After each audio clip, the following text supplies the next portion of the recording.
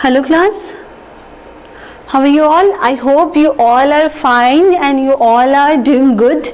Okay, be at home, be safe, don't go outside unnecessary, don't touch things unnecessary as the COVID pandemic is just increasing rapidly. So please be at home, be safe. Okay. So first of all, welcome to the third part of the adaptation animal chapter. Okay, so what we have learned previously, we have learned about the adaptation in terrestrial animals, aquatic animals, amphibians. Then we have learned about the adaptation in animals according to their habitat. For example, adaptation in terrestrial animals, adaptation in aquatic animal, adaptation in amphibians, adaptation in arboreal animals, adaptation in aerial animals. Okay, today what we learn? Today we will learn about the adaptation in behavior. Okay, according to behavior, how we will identify. Okay, so some animals have different types of adaptation to survive in extreme weather condition.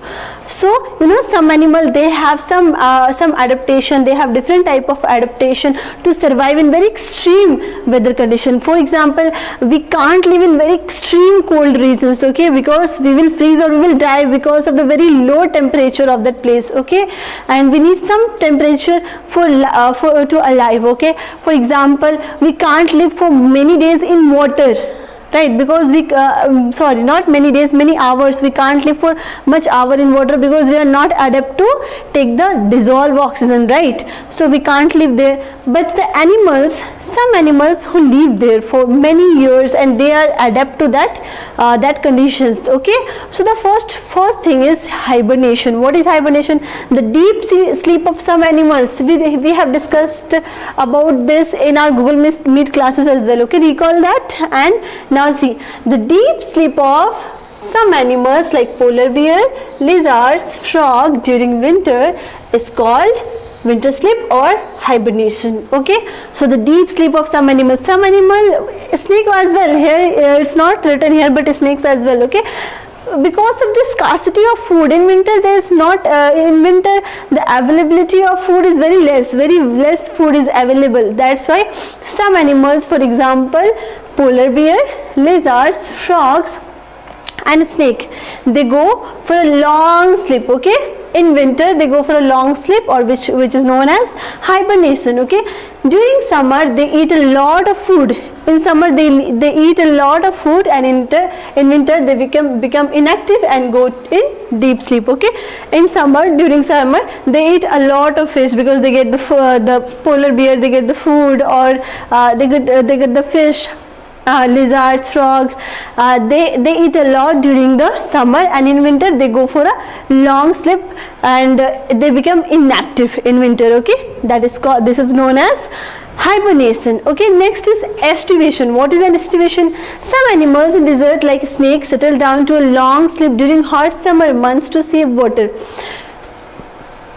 In desert area, desert area where only sand is there. Okay, so in desert area like desert animals, snakes, okay, settle down to a long sleep. They also go for a long sleep during hot summer months to save water, because in desert area there is very scarcity of water, right? So in summer the water there is no water, or very less water is available there in desert area, right? So in that place the animals like snake, they settle down for a long sleep, okay, which is known as estivation. This summer sleep is called estivation. Okay, winter sleep is called hibernation, or summer sleep is called estivation. Okay, winter sleep is called hibernation and summer sleep is called estivation. Okay, I hope you are clear with this. Okay, some animals go for a long sleep in winter, they eat a lot during the summer, and the long sleep in winter is known as hibernation, and the long sleep in summer is called the estivation. Okay, next, see, migration. What is migration? Birds living in very extreme cold places like Siberia cannot survive in cold winter, so they leave their native place and move to suitable climate and come back to their native places when winter ends there. The regular mass movement of birds from colder region to warmer places is known as migration. Okay, so what is migration? The birds living in a extremely cold places where the winter is very extreme, like Siberia. Okay, so the birds means especially Siberian crane. The name of those birds are Siberian crane. Okay, Siberian crane. Okay, Siberian cranes, the birds living in a very cold places like say Siberia. The name of those birds are Siberian crane. Okay, cannot survive in the cold winter, so they leave their places. They leave the native place. Native place means where they born. Okay, and move to suitable climate where is summer. Okay, so move to a very suitable climate where they get a little bit hot and come back to their native place again.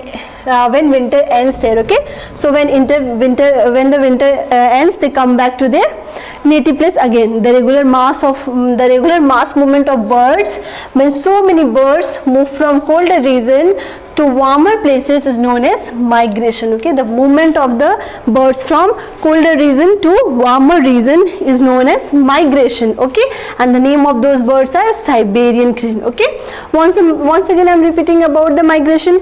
Migration means birds living in a very extreme colder regions like Siberia cannot survive in very cold winter, so they leave their native place and move to suitable climate to get some warmness, right, and come back to their native places when winter ends there. The regular mass movement of birds from very colder region to warmer places is known as migration. Okay, and the birds who move from Siberia to especially in India are known as Siberian crane, right. In winter, the place where I was living, the place where I born and brought, there is a dam known as Gajaldoba Dam. Okay, there in winter we can witness Siberian crane in the morning. It looks so beautiful, right? In the morning, they just spread on the beds of on the corner or beds of Tista river, right? So Siberian crane, the name of that birds are Siberian crane, who moves in winter from their native place to the India especially, right, to get some warmness, and this is known as the migration. Okay, this is known as migration. Okay, and these birds are Siberian crane, right.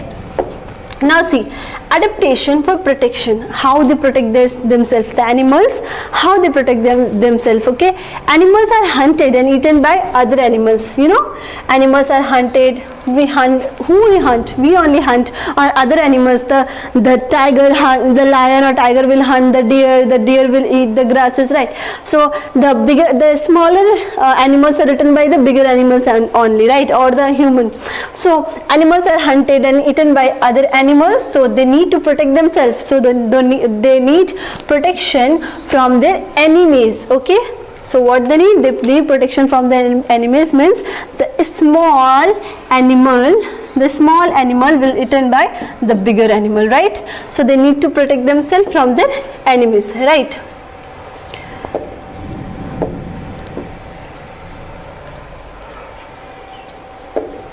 Okay, so let us see how animals adapt themselves to protect from animals. So now we will see how they protect themselves. Okay, the first one is camouflage. The first one is camouflaging. Okay, what is camouflaging? Camouflaging is the color and shape of some animals like zebra, chameleon, a lizard-like animal, and a grasshopper are such that they merge with the surroundings. You know, the camouflaging means the color and shape. The color and shape of some animals like zebra, chameleon, and a lizard. This is chameleon, look like a lizard. Okay, it's look like a lizard, and a grasshopper, such as that they merge the surroundings. Okay, the color of their body, it's look like the surrounding ones, right? So whenever you will go in a grass, you will see insects of the green color only, especially in vegetable. Whenever we cut the vegetable, in greeny leafy vegetable, we get the worms of green color, or in white vegetable, especially in cauliflower and all, we get the vegetable of white color only. That is known as the camouflage. Okay, Miss zebra, chameleon, and grasshopper, they merge their surrounding with their body color, right? So this is called camouflaging, and these animals are called camouflaging animals, right? This is called camouflaging. The color and shape of animals like zebra and grasshopper are such that they merge the surrounding with their own color, right? So you will not get, you will be confused, right? That is any animal, or that is animal, or that any that is grass or the leaf or the animals, you will not able to identify, right? So this is called camouflage, and the animals are called the camouflaging animals, right? Camouflage make an animals hard to be seeing the surrounding, and this adaptation protects them from their enemies, right? So camouflage makes an animal hard to be seen in his surrounding, and this adaptation protects them from their enemies. Have you seen the tiger or the lion? They hide themselves in a very big straw and very big grasses, and the color of the grass is the color of the grass, and the color of the color of the lion is of same color, right? Means the big straw that is look like a yellow color, right? And the animals and the tiger or lion, they hide themselves in that straw only. So you will not be able to identify that is lion or there is a straw, because the color of that surrounding is same, right? So this is known as camouflaging. Okay, camouflaging, and those animals, tiger, zebra and chameleon, grasshopper, they are known as the camouflaging animals. Okay, now we will see about shells and spines where animals hide themselves. Okay, tortoise and snails have hard shells that cover them and protect their soft body. See, tortoise and turtle, especially tortoise and turtles, they hide themselves in a snail. They have very hard covering. This is very hard covering they on their body, and they protect their soft body. Okay, they protect their soft body. These are the soft organs.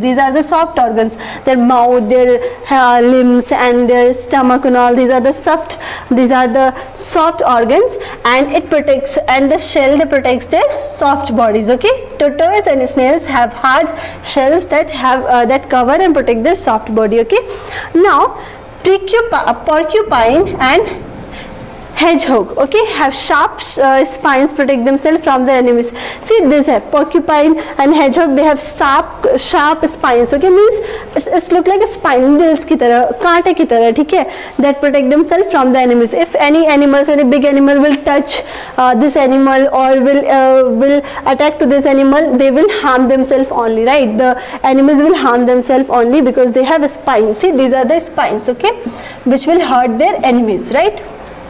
Now, strong legs. Some animals like deer, giraffe, and ostrich, etc. have strong legs. They have very strong legs. They can run very fast whenever they sense any danger. So deer, giraffe and ostrich, they have very strong legs, right? They can run very fast. So if they see any animals, if they see any enemies if any enemies coming to them, they just fast whenever they sense any danger, right? Now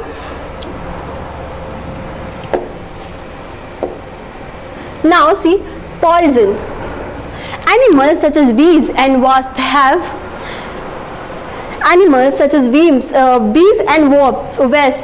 stings, and they use their stings to inject poison into bodies of their enemies. Have you seen bees? And have you dunked any bees on you? So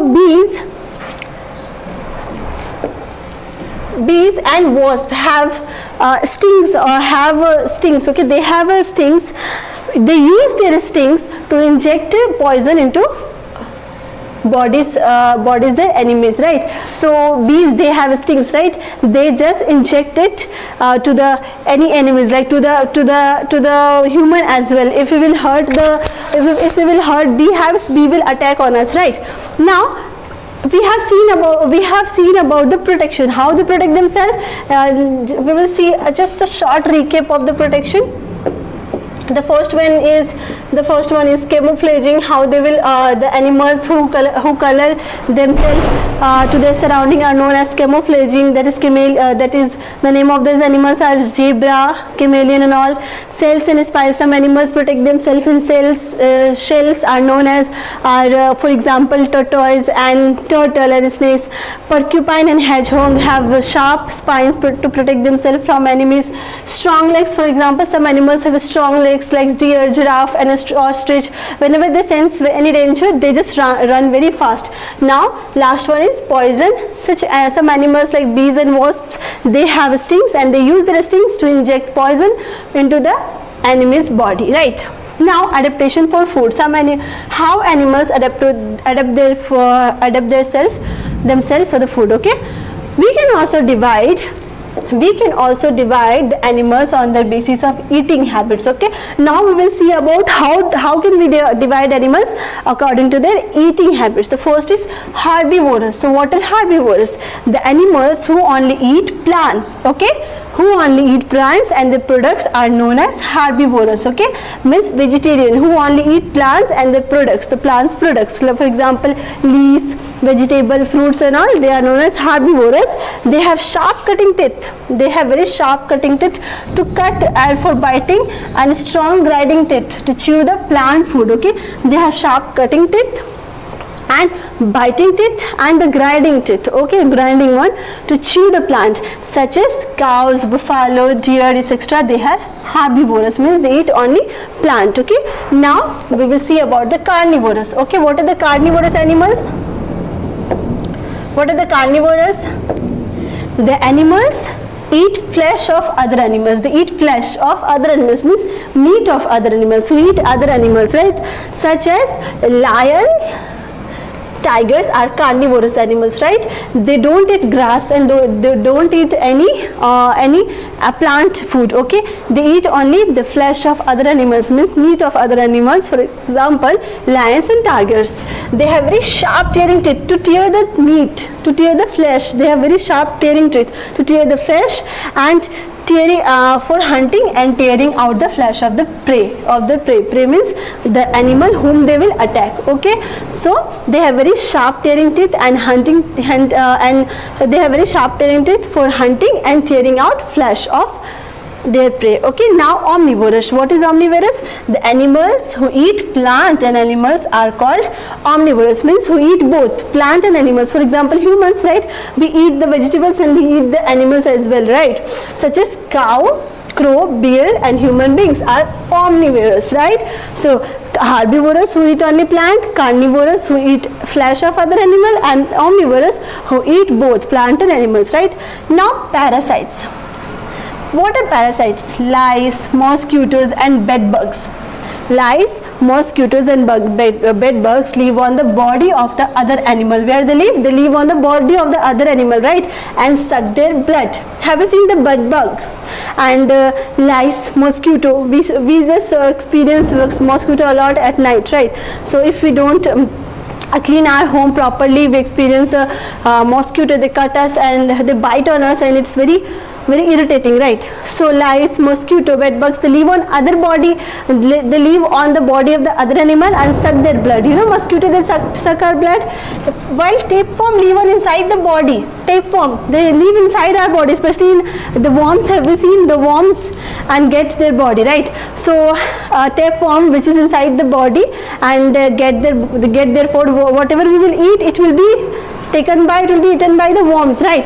So the baby or the child who have worms in their body, who have tapeworm in their body, inside their body, they will not be grow nicely. The growth of their body will decrease. Why? Because the food whatever he or she is eating will be eaten by the parasite, that is tapeworm, right? So the child should be medicated. The child should be the child should take the medicines to discard the tapeworm, right? Animals feed on living animals and plants are called parasites. Okay, what are parasites? The animals which feed on living animals. They don't feed on dead animals, right? Living animals and plants are called parasites. Okay.